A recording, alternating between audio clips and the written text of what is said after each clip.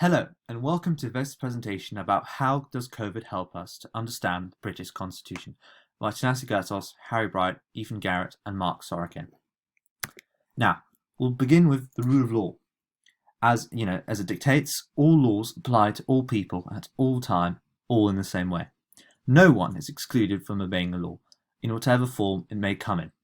For instance, Margaret Ferrier, the Minister of Parliament for the Scottish National Party, was arrested following a breach of government lockdown regulation following incidents between 26th to 29th September, where she travelled and attended conferences in London, whilst in knowledge of being positive for COVID-19. Thus, following her arrest, highlighting that the principle of the rule of law does still apply in the Constitution, as no one, not even an MP, nobody is exempt from the law.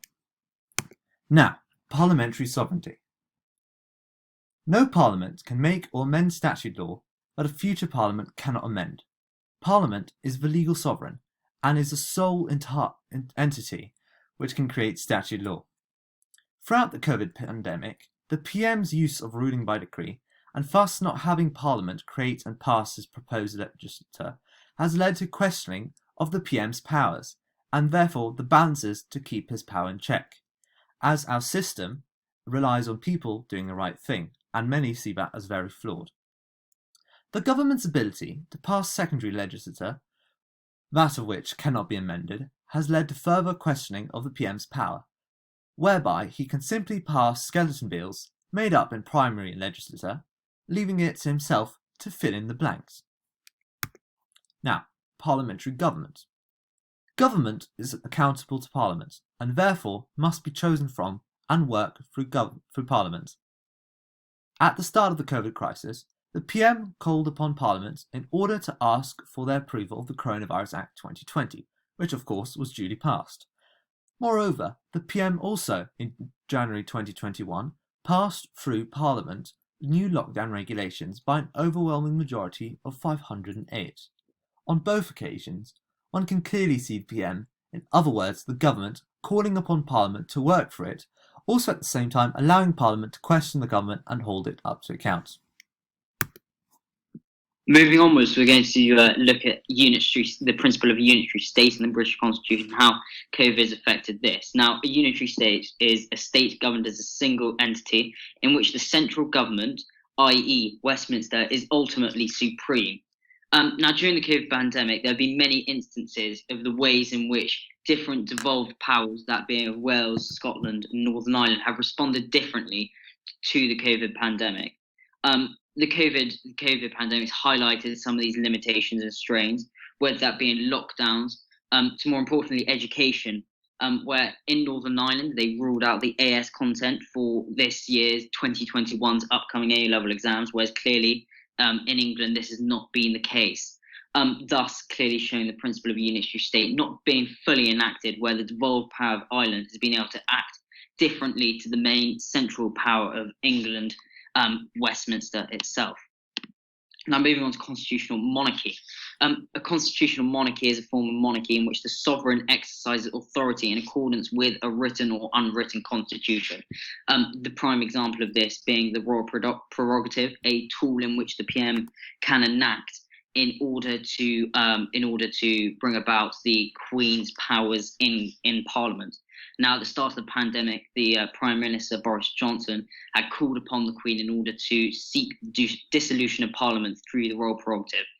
However, the Supreme Court, under that of Baroness Hale, during the case of Miller 2, suggested that the Prime Minister didn't have a valid enough reason to do so, and thus has simply abused the royal prerogative.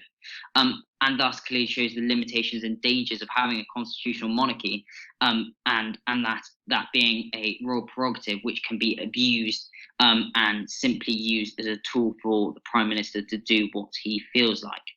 Now, moving on to human rights. The COVID pandemic has also led to a scrutiny of human and most particularly children's rights during a pandemic, us being children at school ourselves. Now, the closure of schools after December 2020 has blatantly, but at the same time justifiably, ignored the international children's rights law, most specifically that under the United Nations Convention on the Rights of Children, the UK ratified the convention in 1991. Now, just to have a look at some of the ways in which the pandemic has abused the lockdown has abused children's rights. First and foremost, the right to education, which has been particularly severe in some instances, mainly those where children do not have the funds or the ability to log on online, so therefore have not been able to have a full education.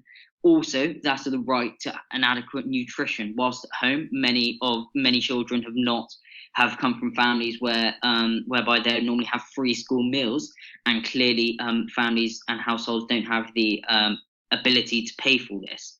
Now, also, finally, the right to a standard living for adequate development. That being, in some households, their ability to go to school and sit in an area which they can sufficiently work is not quite there. So therefore, that just looks at some of the ways in which international children's rights law has been abused.